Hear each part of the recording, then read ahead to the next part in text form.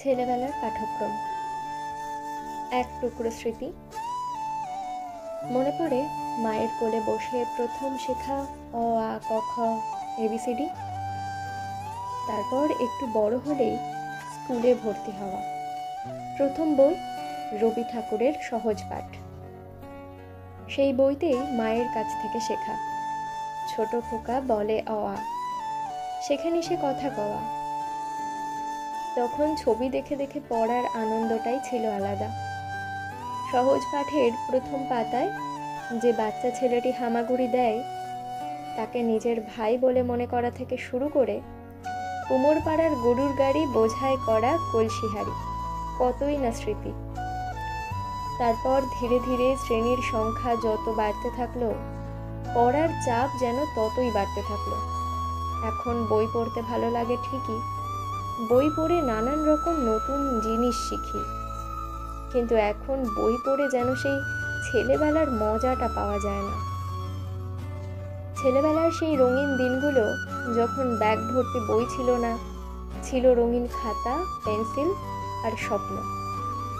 সকালে মার ডাকে উঠে স্কুলের জন্য তৈরি হওয়া, তাড়াহুড়ো করে ইউনিফর্ম পরে একচুল দেরিতে পৌঁছানো, সব যেন এখন গল্পের মতো মনে হয়। প্রথম অ আ ক খ শেখা, প্রথম গুণ, ভাগ আর বানান ভুল, শিক্ষকদের কাছে বকা খাওয়া, আবার তার আদরে ভুল ঠিক করে ফেলা, সব মিলেই ছিল এক অনন্য জগৎ। বন্ধুদের সঙ্গে সেই বই বদল, হোমওয়ার্ক না করে যাওয়া, আজ ক্লাস টেস্ট হবে শুনে বুক ধড়ফড় করা, সেই অনুভূতিগুলো আজ আর নেই, তবে স্মৃতিগুলো রয়ে গেছে অনেক গাঢ় হয়ে। আজ যখন মোবাইল, ল্যাপটপ আর ডিজিটাল পড়াশোনার যুগ, তখন মিস করি সেই চক ডাস্টের গন্ধ। শিক্ষক বলতেন ডাস্টারটা ঝেড়ে নিয়ে আয় তো, এখন চক ডাস্টার নেই বললেই চলে।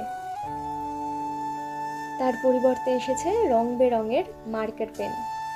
আরেকটু বড় নামি দামি স্কুল হলেই ডিজিটাল বোর্ড, শব্দ করে পড়া, স্যার আমি পড়েছি বলে হাত তোলা, আর দিনের শেষে টিফিনের গল্প, সব যেন এখন স্মৃতি।